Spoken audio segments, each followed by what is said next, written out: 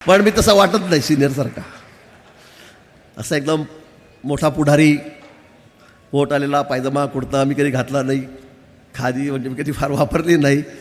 मी अतिशय आता सांगितल्याप्रमाणे, अथर्व कुलकर्णी सांगितलं, सागरनी सांगितल्याप्रमाणे तेव्हापासून मी आजही व्यायाम करतो. दररोज 7-8 किलोमीटर धावतो, जिममध्ये जातो. चहा कॉफी कधी मी शिवलो नाही, दारूला कधी शिवलो नाही, प्युअर व्हेजिटेरियन आहे आणि अजूनही मी ते मेंटेन ठेवलेलं आहे. आणि म्हणून मग मला तुम्ही फार फिटनेसचा सगळा आयडल म्हणून माझ्याकडे सगळे बघतात, ही वस्तुस्थिती आहे. पण विद्यार्थी परिषद मित्र ही फक्त संघटना नाही आहे, ही केवळ सर्वात मोठी विद्यार्थी संख्या असलेली संघटना नाही. तर मला वाटतं जगामध्ये एवढी मोठी संख्या, आकडा सांगितला 77 लाख, बरोबर आहे, एवढी मोठी संख्या असलेली जगामधली सगळ्यात मोठी विद्यार्थी संघटना आहे जगातली. आणि त्यात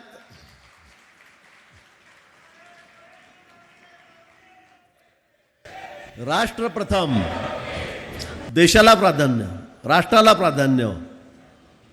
मी नाही तर प्रथम देश, नंतर मी. आमचं भाजपचं तेच आहे, प्रथम राष्ट्र, नंतर पार्टी आणि शेवटी मी. या सगळ्या आयडिओलॉजीवर आमचं काम चाललेलं आहे. आणि आपल्यासारखे सगळे तरुण ज्या मुशीमध्ये घडत आहेत, आम्ही सगळे संघाच्या ब्रँचेस आहोत. मी सुरुवातीला लहानपणापासून संघाचा स्वयंसेवक होतो, नंतर विद्यार्थी परिषदेमध्ये आलो, नंतर राजकारणामध्ये आलो. राजकारणामध्ये मी अगदी गावातल्या सध्या युवा मोर्चाचा कार्यकर्ता झालो होतो, नंतर शहराध्यक्ष झालो, नंतर तालुकाध्यक्ष झालो, नंतर जिल्हाध्यक्ष झालो, नंतर प्रदेशाध्यक्ष झालो. आणि मग हा सगळा माझा प्रवास सुरू झालेला होता. पण मी जे काही शिकलो, जी देशभक्तीची, राष्ट्रभक्तीची बीजं आमच्या मनामध्ये रुजवली गेली, ती संघापासून रुजवली गेली, या विद्यार्थी परिषदेपासून रुजवली गेली. आणि म्हणून मला असं वाटतं की तुम्ही, जसं सागर विद्यार्थी, की तुम्ही देशाचे पुढचे आधारस्तंभ आहात, देशाचं भविष्य आहात. या ठिकाणी ज्यावेळेला देश स्वातंत्र्य झाला आणि विद्यार्थी परिषदेची स्थापना झाली, तर केवळ शिक्षणासाठी नाही, तर राष्ट्रभक्त तरुणांची पिढी निर्माण व्हावी, चारित्र्य संपन्न विद्यार्थ्यांची पिढी तयार व्हावी, पुढचे नागरिक, भावी नागरिक म्हणून राष्ट्रभक्तीने ओतप्रोत भरलेल्या तरुणांची पिढी, नागरिकांची पिढी तयार व्हावी, यासाठी विद्यार्थी परिषदेची स्थापना झालेली होती. आपण तर अनेक कामं करतो. शिक्षणाविषयीची कामं आपले आहेत, फी वाढीच्या विरोधामध्ये आम्ही संघर्ष करतो, विद्यार्थ्यांना न्याय देण्याच्या बाबतीमध्ये आम्ही संघर्ष करतो. पण त्याचबरोबर राष्ट्रभक्तीने प्रेरित झालेल्या तरुणांची पिढीसुद्धा आम्हाला निर्माण करायची आहे. आणि ती पिढी, मला असं वाटतं, अखिल भारतीय विद्यार्थी परिषद तयार करते. याचा आम्हाला सार्थ अभिमान या ठिकाणी आहे, सार्थ अभिमान आहे. आपलं भविष्य उज्ज्वल आहे. आपण विद्यार्थी परिषदेमध्ये आहात. आपल्यातूनही पुढे अनेक आमदार होतील, अनेक खासदार होतील, अनेक नगरसेवक होतील, जिल्हा परिषद सदस्य होतील, अध्यक्ष होतील. अनेक ठिकाणी वेगवेगळ्या क्षेत्रामध्ये आपल्याला जायचं आहे. मी राजकारणातच म्हणणार नाही, पण अनेक क्षेत्रामध्ये आपल्याला काम करतं आहे. अखिल भारतीय विद्यार्थी परिषदच्या मुशीत तयार झालेल्या अनेक शिक्षण क्षेत्रामध्ये कार्य करत आहेत, सामाजिक क्षेत्रामध्ये काम करत आहेत, उद्योग क्षेत्रामध्ये काम करत आहेत, राजकारणामध्ये काम करत आहेत, अनेक क्षेत्रामध्ये. पण त्यांच्या मनामध्ये जो भाव आहे, शेवटी हा राष्ट्रभक्तीचा आहे, राष्ट्रप्रेमाचा आहे, देशभक्तीचा आहे. तो विचार एकदा जो बिंबवला गेला तुमच्या मनावर, या तरुण वयामध्ये, हे बालवयामध्ये स्वयंसेवकांवर, तो कधी त्यापासून विचलित होत नाही. आणि म्हणून मला वाटतं की या देशाला जर आपल्याला महासत्ता करायचं असेल, विकसित भारताची स्वप्न माननीय मोदीजी या ठिकाणी बघतायत. आता येणाऱ्या 20 वर्षानंतर जेव्हा देशाला स्वातंत्र्य मिळून 100 वर्ष होतील, त्यावेळेला आम्ही जगामध्ये सर्वात महासत्ता असू, हे स्वप्न आपलं आहे, संघाचं आहे, मोदीजींचं आहे. आणि म्हणून त्यासाठी आम्ही मोठ्या अपेक्षेने तुमच्याकडे बघतो आहे, आपल्याकडे या ठिकाणी बघतो आहे. आणि म्हणून विद्यार्थी परिषद सगळ्या क्षेत्रामध्ये आज काम करते, जोडली गेलेली आहे. आणि म्हणून मित्रांनो, मी तुमच्याकडे अपेक्षा हीच करतो की पुढे आपण माहितीतून बाहेर पडाल, वेगवेगळ्या क्षेत्रामध्ये जाल, त्यावेळीसुद्धा फक्त देश, राष्ट्र प्रथम या भावनेने आपण सगळीकडे ज्या ज्या क्षेत्रात असाल त्या ठिकाणी प्रामाणिकपणे आपण काम केलं पाहिजे. एवढीच अपेक्षा आपल्याकडून या ठिकाणी आहे. आज अनेक गोष्टी आहेत. आज या ठिकाणी आपल्याकडे नुसतं शिक्षणाचंच काम नाही, शिक्षण क्षेत्रातल्या अडचणीचंच काम नाही, तर अनेक अडचणी या ठिकाणी देशासमोर आहेत. बेरोजगारीचे प्रश्न आहेत, सामाजिक समरसता या ठिकाणी आहे, वृद्धाश्रमांचा आपण विचार करतो आजकाल, पालकांना कसं वापरलं तर व्यस्ताधीनतेचा विषय आहे. मला काही समजत नाही. आमच्याकडे लोक येतात, भाऊ बोला, वृद्धाश्रमाचं उद्घाटन आहे, तुम्हाला यायचं आहे. काही लोक येतात, भाऊ आम्हाला जागा जास्त पाहिजे. म्हटलं का? तर वृद्धाश्रमात जागा आता पुरत नाही, खूप लोक येत आहेत, एकदम चांगलं काम चाललं आहे. हे काय आमच्यासाठी अभिमानाची गोष्ट आहे? वृद्धाश्रमामध्ये आमच्या आईवडिलांना आम्ही वृद्धाश्रमात पाठवतो आहे, त्यांना घरी वागवत नाही आहे. बायको किटकिट करते, ती घरामध्ये त्रास देते, तिला म्हातारे आईवडील आवडत नाहीत आणि म्हणून त्यांना वृद्धाश्रमात पाठवायचं आहे. मित्र, यापेक्षा आपल्यासाठी वाईट गोष्ट काय असू शकेल? आईवडिलांना मी वागवत नाही, उद्या आम्ही आईवडील होणार आहोत, उद्या आम्ही म्हातारे होणार आहोत. आजकाल समाजामध्ये एवढ्या मोठ्या प्रमाणामध्ये आईवडिलांना न वागवण्याची पद्धत सुरू झालेली आहे. वृद्धाश्रमामध्ये आता वृद्धांना त्या ठिकाणी घेऊन जाण्याची पद्धत सुरू झालेली आहे. मला वाटतं ही काही चांगली गोष्ट आहे का? हे आमचे संस्कार आहेत का? हे काय आमचे भारतीय संस्कार आहेत का? तर नाही. मी अनेक चांगले लोक बघतो, म्हणजे मोठ्या प्रमाणामध्ये जे आर्थिकदृष्ट्या सक्षम आहेत अशा लोकांकडे तर मला वाटतं की काय बोलावं यांच्याबद्दल. माझ्याच गावातले मी विषय सांगेल की मोठे डॉक्टर आहेत, MS झाले, MD झाले. आमच्या घराच्या बदला मी पण एका शिक्षकाचा मुलगा साधा, माझे वडील की राजकारणी नव्हते, एका शाळा शिक्षकाचा मुलगा. मी अतिशय सामान्य कुटुंबातला, 2 खोल्यामध्ये आम्ही राहतो. आमच्या बाजूला 2 खोल्यामध्ये राहणारे लोक मी बघितलेत. मुलांना शिकवलं, मोठं केलं, हुशार विद्यार्थी होते, डॉक्टर झालेत, MBBS झाले, MS झाले, MD झालेत, मोठे झालेत. आज मोठे मोठे हॉस्पिटल आहेत. 100 कोटी, 200 कोटी, 500 कोटी, 1000 कोटीची प्रॉपर्टी असेल त्यांची.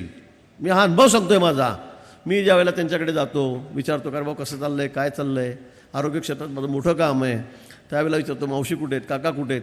तर ते तिकडे बाजूच्या बिल्डिंगमध्ये. म्हटलं बाजूच्या बिल्डिंगमध्ये? हो. मला घरी जरा जमत नाही बायकोचं. अरे ज्या आईवडिलांनी तुम्हाला शिकवलं, ज्यांनी सणावाराला पद्धत गोड खाल्लं नाही, नवीन कपडे घेतले नाहीत, आणि अशा आईवडिलांनी तुम्हाला लहानाचं मोठं केलं, तुमची फी भरली ₹1,00,000, जवळ असलेलं सगळं गहाण ठेवलं, विकून टाकलं, आणि तुम्ही एवढ्या मोठ्या डॉक्टर झाले, तेवढे पैसे कमवतात, आणि आज आईवडिलांना तुम्ही सोबत ठेवत नाही. जरा बायकोचं जमतच नाही, घरात खूप किटकिटी होत आहेत. आहे तिकडे काम करणारी बाई ठेवलेली आहे, मोलकरीण ठेवलेली आहे. त्यांच्याकडे मी एकदा गेलो, त्यांच्या डोळ्यातून किती अश्रू. तू बघितलं आहे म्हणे तुझ्यासमोर, आम्ही काय एक वेळ पोटाला चिमटा घेतला, उपाशी राहिलो, मुलांचं शिक्षण केलं, सणवार केले नाहीत, नवीन कपडे घेतले नाहीत, आम्ही यांचं शिक्षण केलं, आणि आज सुनबाईला आम्ही चालत नाही. नातूंना आमच्याकडे येऊ देत नाहीत. नको तुम्हाला काहीतरी आजार होईल, हे म्हातारे झालेत. काय बोलावं या विषयावर? ही आमची संस्कृती आहे. नुसतं शिक्षण घेऊन आम्ही सुशिक्षित झालो, पण सुसंस्कृत कुठे झालेलो आहोत. आणि म्हणून मला वाटतं ह्यासुद्धा या संदर्भामध्ये लक्ष घालण्याची आपल्याला गरज आहे. व्यसनाधीनतेचा विषय आपण या ठिकाणी केला. आमचा देश जगामध्ये सगळ्यात तरुण आहे. सगळ्यात तरुणांचं राष्ट्र कुठलं असेल तर ते भारत आहे. 18 ते 25 सर्वात जास्त तरुण आमच्या देशामध्ये या ठिकाणी आहेत. पण आपण बघा अशी व्यवस्था कुठे चाललेली आहे. संध्याकाळी बघा beer bar full, wine shop बघा, दारूच्या दुकानावर गर्दी मावतली, लाईनी लागत आहेत. काय चाललं आहे? पान, तंबाखू, टोबॅको, काय ते गोवा, विमल, कमल, सुमन, माणिकचंद, काय खाऊन काय विद्यार्थी परिस्थिती होत चाललेली आहे. माझं आरोग्य क्षेत्रामध्ये खूप मोठं काम आहे. लाखो लोकांवर यासाठी उपचार केलेत, लाखो लोकांचे ऑपरेशन केलेत मुंबईला नेऊन. सर्वात मोठं काम माझं आहे. पण सगळ्यात जास्त रुग्ण कसले आहेत? ओरल कॅन्सरचे आहेत. तंबाखू खाऊन कॅन्सर झाला, सडला, मेला, गेला. तरुण वयामध्येच 30, 35, 40मध्ये मरणाऱ्याची तरुणांची संख्या यामध्ये जास्त आहे. काय कामाची तरुणाई? हे राष्ट्र तरुण असून उपयोग काय? अरे इस्रायलसारख्या राष्ट्रामध्ये जा, छोटंसं आहे, 2 जिल्ह्यापुरतंच आहे आपल्या, नाशिक धुळ्या एवढं. कसले तरुण आहे तिथे, कसले राष्ट्रभक्तीने ओतप्रोत भरलेले सगळे एकूण एक माणूस, 5 वर्षाच्या मुलापासून घेऊन तर 100 वर्षाच्या माणूस, सगळे राष्ट्रप्रेम ओतप्रोत भरलेली पिढी त्या ठिकाणी आहे. या इस्रायलकडे जगातलं कुठलं राष्ट्र तिरप्या नजरेने बघत नाही, वाकड्या नजरेने बघत नाही. असं हे राष्ट्र आहे. आणि आमच्याकडे आम्ही 140 कोटी झालेलो आहोत, पण आमची तरुण पिढी आज काय करते? आणि म्हणून मला तर या संदर्भामध्ये सुद्धा आपल्याला त्या ठिकाणी जागरूकता आणावी लागेल. विद्यार्थी हा व्यसनमुक्त असला पाहिजे, हा कसा तरुणाबांड असला पाहिजे, व्यायाम केला पाहिजे, चांगलं खाल्लं प्यायलं पाहिजे, असलं पाहिजे. आणि मला सांगण्याचा मला अधिकार आहे, कारण मी माझ्या आयुष्यामध्ये अजून चहासुद्धा प्यायलो नाही. मी चहासुद्धा नाही प्यायलो कधी. बिअर, दारू, सिगरेट, बिडी, तंबाखू हा तर फार दूरचा विषय आहे. माझ्याबद्दल तुम्ही बोलतायत, तुम्ही आयडल आहात, तुम्ही फिटनेसच्या आयडल आहात आहे, आणि मी तुम्हाला सांगण्याचा अधिकार मला तेव्हाच आहे. नाही तर भाऊ आता इथे सांगतायत आणि संध्याकाळी तुम्ही झाले की भाऊ तर हा 12 महिन्याचा कार्यक्रम चालला आहे भाऊंचा, असं कसं होईल? मला सांगण्याचा अधिकार आहे. मी आजही म्हणजे आता मी सांगा तुम्हाला, मी 40 वर्ष निवडून येतो आहे. मी तुम्हाला माझं वय सांगणार नाही आता, पण 40 वर्ष झाले मी निवडून येतो आहे. सतत 40 वर्ष झाले. मी कधीच पडलो नाही, नॉट आऊट आहे. इतक्या वेळा मी कधी एकदासुद्धा पडलो नाही राजकारणामध्ये. पण एवढ्या वयामध्ये सुद्धा माझा फिटनेस आहे. आपण बघितलं असेल, मला संकटमोचक तुम्ही म्हणतायत. सगळं जो होतो संकटमोचक. काय संकटमोचक आहे तुम्ही बघितलं असेल, तुम्ही ऐकतात, टी व्हीवर बघतात, वर्तमानपत्र वाचतात. कुठेही घाबरायचं नाही, बेडर कुठेही घुसायचं. परवा बिबट्या आला तर नाशिकमध्ये, समोरच्या खोलीत गेला. आम्ही 5-6 जण नेट घेतली, हजारो लोक बघणारे होते, कोणी पुढे धाडसवत नव्हतं. त्या फॉरेस्टच्या लोकांवर मी गेलो, त्यांनी सगळं चिलखत घातलं होतं. मी असाच गेलो, पोलीस सगळे भांबावून गेले, सगळे आले पळत. सीपींना फोन केला, अहो म्हणजे ते मंत्री काय करतायत? अहो ते मंत्री ते वागायचे 10 फुटावर उभे आहेत, काय करायचं? मी म्हटलं काहीच काळजी करू नका, तुम्ही जा म्हटलं सगळ्या तिकडे, माझ्याशी बोलायचं नाही कुठे. नेट धरून उभा राहिलो, 4 जणं आम्ही, वरतून 4 जणं गेलेत. तो बिबट्या इतक्या जोरात, त्याला मी बांबू टोचला, थोडा खोका होता त्याच्या मागे तो बसला, त्याला थोडा खोका टोचला. 10 बाय 10चीच खोली होती.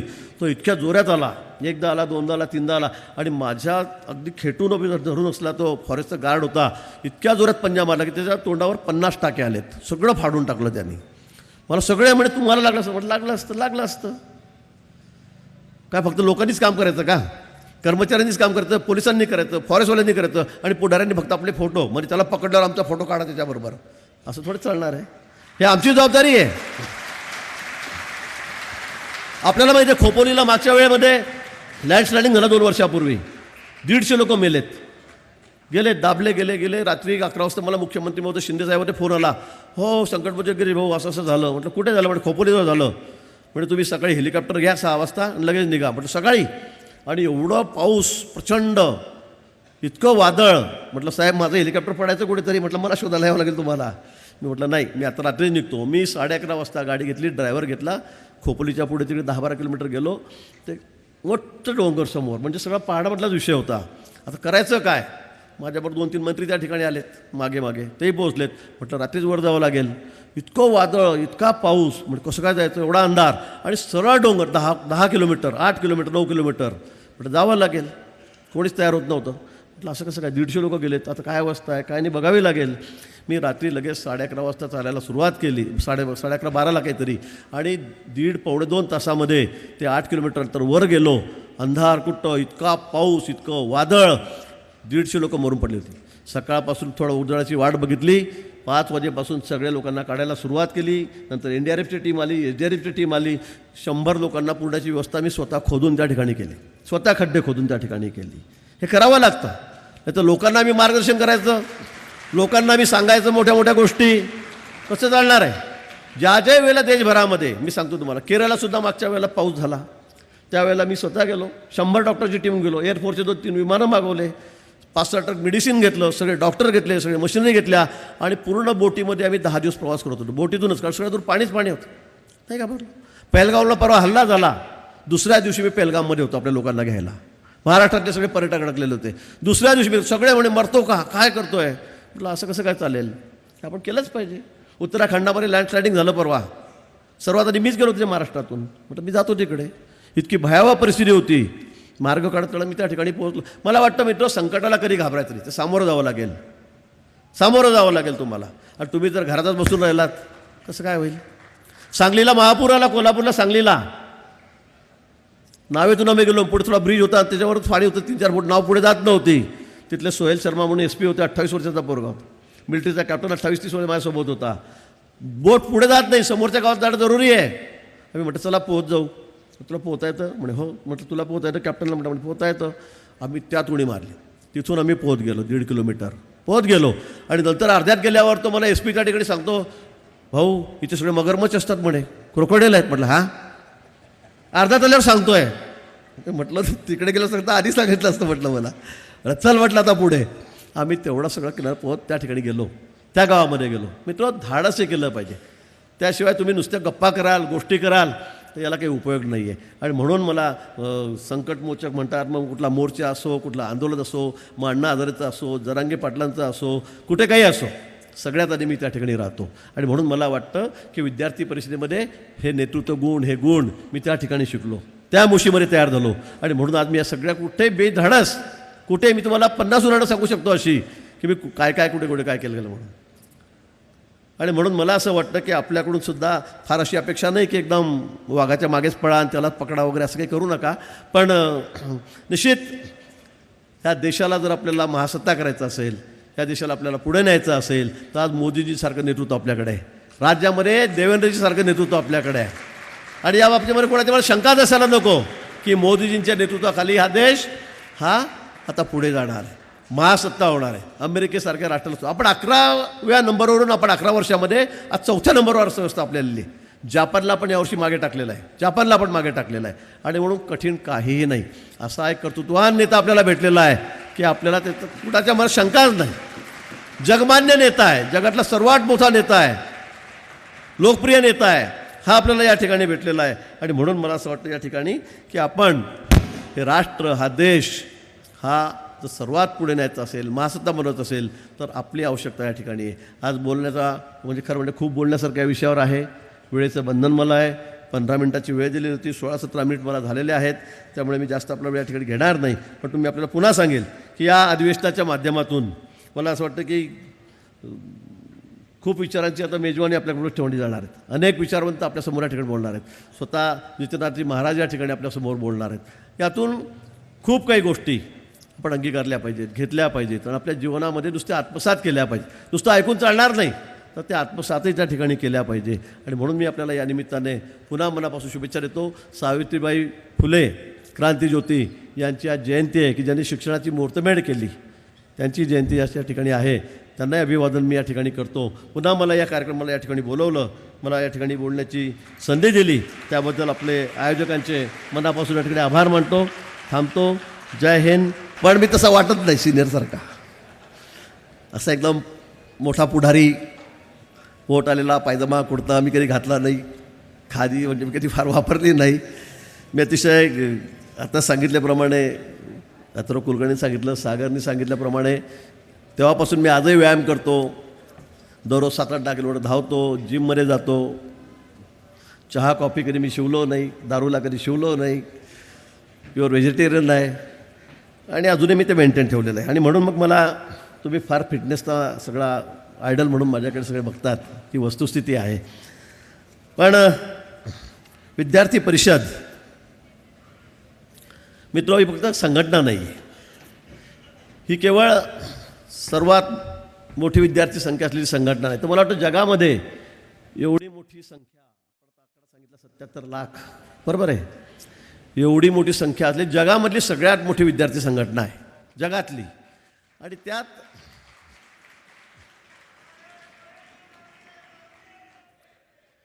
राष्ट्र प्रथम, देशाला प्राधान्य, राष्ट्राला प्राधान्य. मी नाही तर प्रथम देश, नंतर मी. आमचं भाजपचं तेच आहे, प्रथम राष्ट्र, नंतर पार्टी आणि शेवटी मी. या सगळ्या आयडिओलॉजीवर आमचं काम चाललेलं आहे. आणि आपल्यासारखे सगळे तरुण ज्या मुशीमध्ये घडत आहेत, आम्ही सगळे संघाच्या ब्रांचेस आहोत. मी सुरुवातीला लहानपणापासून संघाचा स्वयंसेवक होतो, नंतर विद्यार्थी परिषदेमध्ये आलो, नंतर राजकारणामध्ये आलो. राजकारणामध्ये मी अगदी गावातल्या सध्या युवा मोर्चाचा कार्यकर्ता झालो होतो, नंतर शहराध्यक्ष झालो, नंतर तालुकाध्यक्ष झालो, नंतर जिल्हाध्यक्ष झालो, नंतर प्रदेशाध्यक्ष झालो. आणि मग हा सगळा माझा प्रवास सुरू झालेला होता. पण मी जे काही शिकलो, जी देशभक्तीची, राष्ट्रभक्तीची बीजं आमच्या मनामध्ये रुजवली गेली, ती संघापासून रुजवली गेली, या विद्यार्थी परिषदेपासून रुजवली गेली.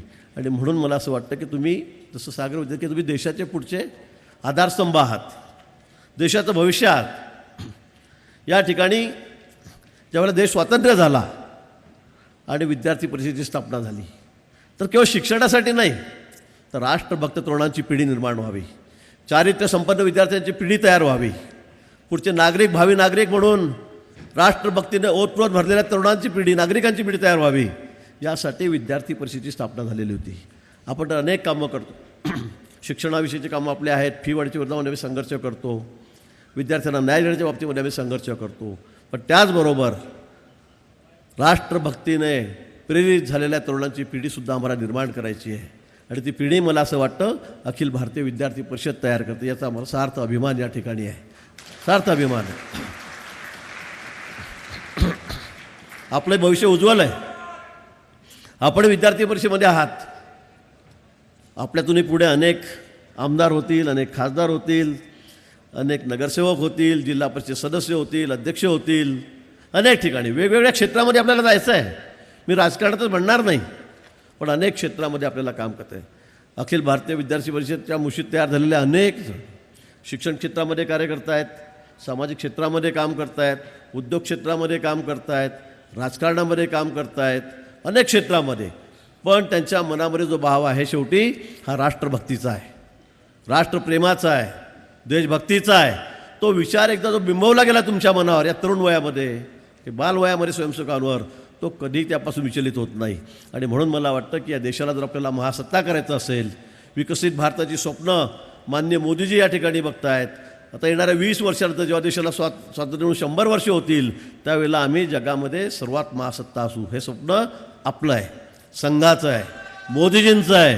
आणि म्हणून त्यासाठी आम्ही मोठ्या अपेक्षेने तुमच्याकडे बघतो आहे, आपल्याकडे या ठिकाणी बघतो आहे. आणि म्हणून विद्यार्थी परिषद सगळ्या क्षेत्रामध्ये आज काम करते, जोडली गेलेली आहे.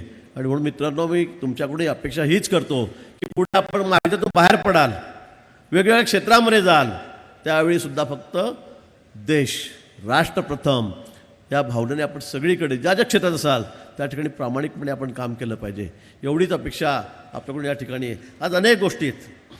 आज या ठिकाणी आपल्याकडे नुसतं शिक्षणाचंच काम नाही, शिक्षण क्षेत्रातल्या अडचणीचंच काम नाही, तर अनेक अडचणी या ठिकाणी देशासमोर आहेत. बेरोजगारीचे प्रश्न आहेत, सामाजिक समरसता या ठिकाणी आहे, वृद्धाश्रमांचा आपण विचार करतो आजकाल, पालकांना कसं वागवलं जातं, व्यस्ताधीनतेचा विषय आहे. मला काही समजत नाही. आमच्याकडे लोक येतात, भाऊ बोला वृद्धाश्रमाचं उद्घाटन आहे, तुम्हाला यायचं आहे. काही लोक येतात, भाऊ आम्हाला जागा जास्त पाहिजे. म्हटलं का? तर वृद्धाश्रमात जागा तर पुरत नाही, खूप लोक येत आहेत, एकदम चांगलं काम चाललं आहे. हे काय आमच्यासाठी अभिमानाची गोष्ट आहे? वृद्धाश्रमामध्ये आमच्या आईवडिलांना आम्ही वृद्धाश्रमात पाठवतो आहे, त्यांना घरी वागवत नाही आहे, बायको किटकिट करते, ती घरामध्ये त्रास देते, तिला म्हातारे आईवडील आवडत नाहीत, आणि म्हणून त्यांना वृद्धाश्रमात पाठवायचं आहे. मित्र, यापेक्षा आपल्यासाठी वाईट गोष्ट काय असू शकेल? आईवडिलांना मी वागवत नाही, उद्या आम्ही आईवडील होणार आहोत, उद्या आम्ही म्हातारे होणार आहोत. आजकाल समाजामध्ये एवढ्या मोठ्या प्रमाणामध्ये आईवडिलांना न वागवण्याची पद्धत सुरू झालेली आहे. वृद्धाश्रमामध्ये आता वृद्धांना त्या ठिकाणी घेऊन जाण्याची पद्धत सुरू झालेली आहे. मला वाटतं ही काही चांगली गोष्ट आहे का? हे आमचे संस्कार आहेत का? हे काय आमचे भारतीय संस्कार आहेत का? तर नाही. मी अनेक चांगले लोक बघतो, म्हणजे मोठ्या प्रमाणामध्ये जे आर्थिकदृष्ट्या सक्षम आहेत अशा लोकांकडे तर मला वाटतं की काय बोलावं यांच्याबद्दल.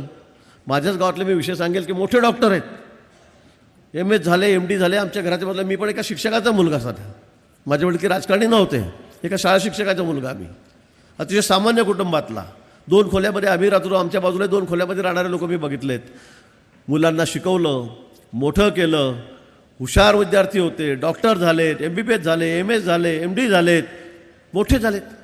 आज मोठे मोठे हॉस्पिटल आहेत, 100 कोटी, 200 कोटी, 500 कोटी, 1000 कोटीची प्रॉपर्टी असेल त्यांची. मी हा अनुभव सांगतोय माझा. मी ज्या वेळेला त्यांच्याकडे जातो, विचारतो कारण भाऊ कसं चाललं आहे, काय चाललं आहे, आरोग्य क्षेत्रात माझं मोठं काम आहे, त्यावेळेला विचारतो मावशी कुठे आहेत, काका कुठे आहेत, तर ते तिकडे बाजूच्या बिल्डिंगमध्ये. म्हटलं बाजूच्या बिल्डिंगमध्ये? हो. मला घरी जरा जमत नाही बायकोचं. अरे ज्या आईवडिलांनी तुम्हाला शिकवलं, ज्यांनी सणावाराला पद्धत गोड खाल्लं नाही, नवीन कपडे घेतले नाहीत, आणि अशा आईवडिलांनी तुम्हाला लहानाचं मोठं केलं, तुमची फी भरली ₹1,00,000, जवळ असलेलं सगळं गहाण ठेवलं, विकून टाकलं, आणि तुम्ही एवढ्या मोठ्या डॉक्टर झाले, तेवढे पैसे कमवतात, आणि आज आईवडिलांना तुम्ही सोबत ठेवत नाही. जरा बायकोचं जमतच नाही, घरात खूप किटकिटी होत आहेत. आहे तिकडे काम करणारी बाई ठेवलेली आहे, मोलकरीण ठेवलेली आहे. त्यांच्याकडे मी एकदा गेलो, त्यांच्या डोळ्यातून किती अश्रू. तू बघितलं आहे म्हणे तुझ्यासमोर, आम्ही काय एक वेळ पोटाला चिमटा घेतला, उपाशी राहिलो, मुलांचं शिक्षण केलं, सणवार केले नाहीत, नवीन कपडे घेतले नाहीत, आम्ही यांचं शिक्षण केलं, आणि आज सुनबाईला आम्ही चालत नाही, नातूंना आमच्याकडे येऊ देत नाहीत, नको तुम्हाला काहीतरी आजार होईल, हे म्हातारे झालेत. काय बोलावं या विषयावर? ही आमची संस्कृती आहे. नुसतं शिक्षण घेऊन आम्ही सुशिक्षित झालो, पण सुसंस्कृत कुठे झालेलो. आणि म्हणून मला वाटतं ह्यासुद्धा या संदर्भामध्ये लक्ष घालण्याची आपल्याला गरज आहे. व्यसनाधीनतेचा विषय आपण या ठिकाणी केला. आमचा देश जगामध्ये सगळ्यात तरुण आहे. सगळ्यात तरुणांचं राष्ट्र कुठलं असेल तर ते भारत आहे. 18 ते 25 सर्वात जास्त तरुण आमच्या देशामध्ये या ठिकाणी आहेत. पण आपण बघा अशी व्यवस्था तिथं कुठे चाललेली आहे. संध्याकाळी बघा beer bar full, wine shop बघा, दारूच्या दुकानावर गर्दी मावतली, लाईनी लागत आहेत. काय चाललं आहे? पान, तंबाखू, टोबॅको, काय ते गोवा, विमल, कमल, सुमन, माणिकचंद, काय खाऊन काय विद्यार्थी परिस्थिती होत चाललेली आहे. माझं आरोग्य क्षेत्रामध्ये खूप मोठं काम आहे. लाखो लोकांवर यासाठी उपचार केलेत, लाखो लोकांचे ऑपरेशन केलेत मुंबईला नेऊन. सर्वात मोठं काम माझं आहे. पण सगळ्यात जास्त रुग्ण कसले आहेत? ओरल कॅन्सरचे आहेत. तंबाखू खाऊन कॅन्सर झाला, सडला, मेला, गेला. तरुण वयामध्येच 30, 35, 40मध्ये मरणाऱ्याची तरुणांची संख्या यामध्ये जास्त आहे. काय कामाची तरुणाई? हे राष्ट्र तरुण असून उपयोग काय? अरे इस्रायलसारख्या राष्ट्रामध्ये जा, छोटंसं आहे, 2 जिल्ह्यापुरतंच आहे आपल्या, नाशिक धुळ्या एवढं. कसले तरुण आहे तिथे, कसले राष्ट्रभक्तीने ओतप्रोत भरलेले सगळे एकूण एक माणूस, 5 वर्षाच्या मुलापासून घेऊन तर 100 वर्षाच्या माणूस, सगळे राष्ट्रप्रेम ओतप्रोत भरलेली पिढी त्या ठिकाणी आहे. या इस्रायलकडे जगातलं कुठलं राष्ट्र तिरप्या नजरेने बघत नाही, वाकड्या नजरेने बघत नाही. असं हे राष्ट्र आहे. आणि आमच्याकडे आम्ही 140 कोटी झालेलो आहोत, पण आमची तरुण पिढीच काय करते? आणि म्हणून मला तर या संदर्भामध्ये सुद्धा आपल्याला त्या ठिकाणी जागरूकता आणावी लागेल. विद्यार्थी हा व्यसनमुक्त असला पाहिजे, हा कसा तरुणाबांड असला पाहिजे, व्यायाम केला पाहिजे, चांगलं खाल्लं प्यायलं पाहिजे, असलं पाहिजे. आणि मला सांगण्याचा मला अधिकार आहे, कारण मी माझ्या आयुष्यामध्ये अजून चहासुद्धा प्यायलो नाही. मी चहासुद्धा नाही प्यायलो कधी. बिअर, दारू, सिगरेट, बिडी, तंबाखू हा तर फार दूरचा विषय आहे. माझ्याबद्दल तुम्ही बोलतायत, तुम्ही आयडल आहात, तुम्ही फिटनेसच्या आयडल आहात आहे. आणि मी तुम्हाला सांगण्याचा अधिकार मला तेव्हाच आहे. नाही तर भाऊ आता इथे सांगतायत आणि संध्याकाळी तुम्ही झाले की भाऊ तर हा बारमध्ये कार्यक्रम चालला आहे भाऊंचा, असं कसं होईल? मला सांगण्याचा अधिकार आहे. मी आजही म्हणजे आता मी सांगा तुम्हाला, मी 40 वर्ष निवडून येतो आहे. मी तुम्हाला माझं वय सांगणार नाही आता, पण 40 वर्ष झाले मी निवडून येतो आहे. सतत 40 वर्ष झाले. मी कधीच पडलो नाही, नॉट आऊट आहे. इतक्या वेळा मी कधी एकदासुद्धा पडलो नाही राजकारणामध्ये. पण एवढ्या वयामध्ये सुद्धा माझा फिटनेस आहे. आपण बघितलं असेल, मला संकटमोचक तुम्ही म्हणतायत. सगळं जो होतो संकटमोचक. काय संकटमोचक आहे? तुम्ही बघितलं असेल, तुम्ही ऐकतात, टी व्हीवर बघतात, वर्तमानपत्र वाचतात. कुठेही घाबरायचं नाही, बेडर कुठेही घुसायचं. परवा बिबट्या आला तर नाशिकमध्ये, समोरच्या खोलीत गेला. आम्ही 5-6 जण नेट घेतली, हजारो लोक बघणारे होते, कोणी पुढे धाडसवत नव्हतं. त्या फॉरेस्टच्या लोकांवर मी गेलो, त्यांनी सगळं चिलखत घातलं. तुम्ही असाच गेलो, पोलीस सगळे भांबावून गेले, सगळे आले पळत. सीपींना फोन केला, अहो म्हणजे ते मंत्री काय करतायत? अहो ते मंत्री ते वाघाच्या 10 फुटावर उभे आहेत, काय करायचं? मी म्हटलं काहीच काळजी कुठं, तुम्ही जा म्हटलं सगळ्या तिकडे, माझ्याशी बोलायचं नाही कुठे. नेट धरून उभा राहिलो, 4 जणं आम्ही, वरतून 4 जणं गेलेत. तो बिबट्या इतक्या जोरात, त्याला मी बांबू टोचला, त्याला खोका होता त्याच्या मागे तो बसला, त्याला थोडा खोका टोचला. 10 बाय 10चीच खोली होती. तो इतक्या जोरात आला, एकदा आला, दोनदा आला, तीनदा आला. आणि माझ्या अगदी खेटून उभी धरून असला तो फॉरेस्टचा गार्ड होता, इतक्या जोरात पंजा मारला की त्याच्या तोंडावर 50 टाके आलेत. सगळं फाडून टाकलं त्यांनी. मला सगळे म्हणे तुम्हाला लागलं असतं. म्हटलं लागलं असतं काय? फक्त लोकांनीच काम करायचं का? कर्मचाऱ्यांनीच काम करायचं, पोलिसांनी करायचं, फॉरेस्टवाल्यांनी करायचं, आणि पुढाऱ्यांनी फक्त आपले फोटो, म्हणजे त्याला पकडल्यावर आमचा फोटो काढा त्याच्याबरोबर, असं थोडं चालणार आहे? हे आमची जबाबदारी आहे. आपल्याला माहिती आहे, खोपोलीला मागच्या वेळेमध्ये लँडस्लायडिंग झालं 2 वर्षापूर्वी. 150 लोक मेलेत, गेले, दाबले गेले. रात्री 11 वाजता मला मुख्यमंत्री महोदय शिंदे साहेबांचा फोन आला.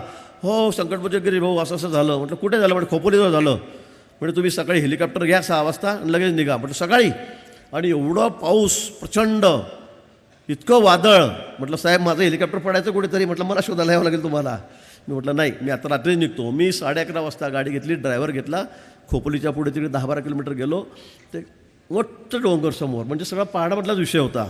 आता करायचं काय? माझ्याबरोबर 2-3 मंत्री त्या ठिकाणी आलेत मागे, तेही पोहोचलेत. म्हटलं रात्रीच वर जावं लागेल, इतकं वादळ, इतका पाऊस, म्हणजे कसं काय जायचं, एवढा अंधार आणि सरळ डोंगर, 10 किलोमीटर, 8 किलोमीटर, 9 किलोमीटर. म्हटलं जावं लागेल. कोणीच तयार होत नव्हतं. म्हटलं असं कसं काय, 150 लोक गेलेत, आता काय अवस्था आहे, काय नाही बघावी लागेल.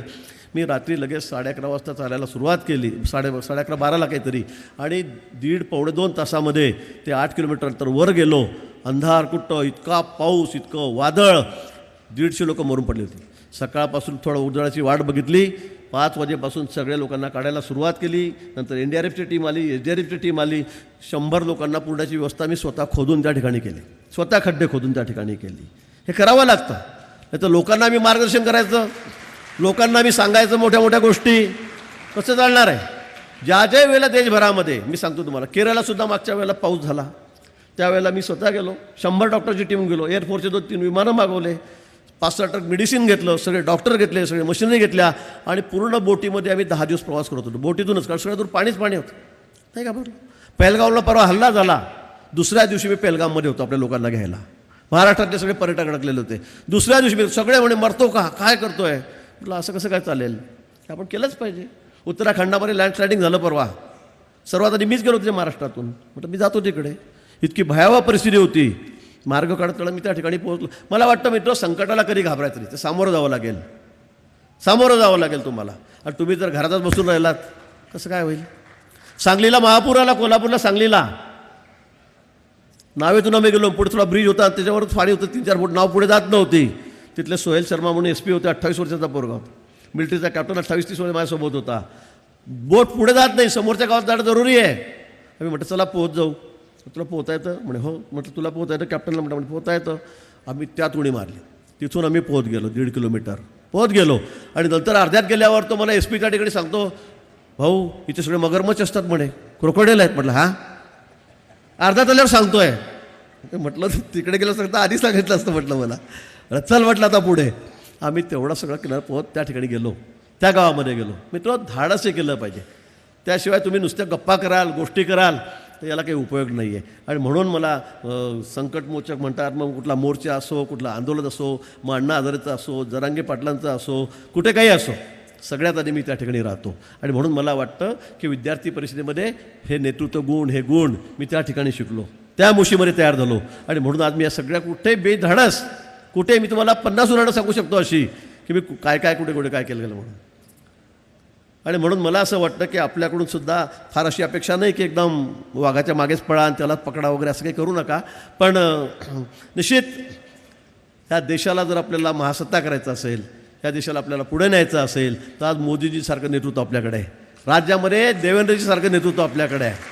आणि या बाबतीमध्ये कोणाच्या मला शंकाच असायला नको की मोदीजींच्या नेतृत्वाखाली हा देश हा आता पुढे जाणार आहे, महासत्ता होणार आहे, अमेरिकेसारख्या राष्ट्राला. आपण 11व्या नंबरवरून आपण 11 वर्षामध्ये आज 4थ्या नंबरवर अर्थव्यवस्था आपल्याला.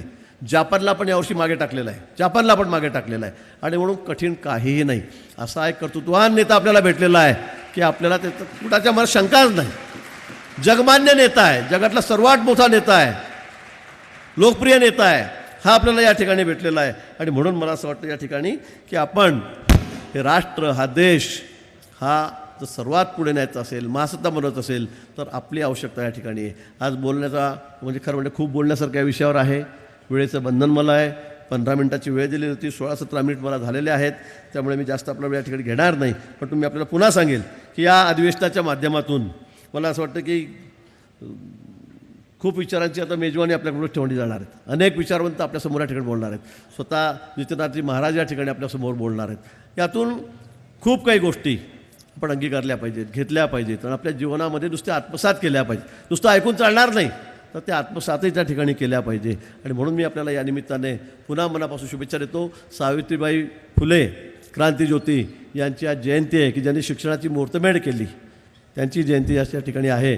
त्यांनाही अभिवादन मी या ठिकाणी करतो. पुन्हा मला या कार्यक्रमाला या ठिकाणी बोलवलं, मला या ठिकाणी बोलण्याची संधी दिली, त्याबद्दल आपले आयोजकांचे मनापासून या ठिकाणी आभार मानतो. थांबतो. जय हिंद.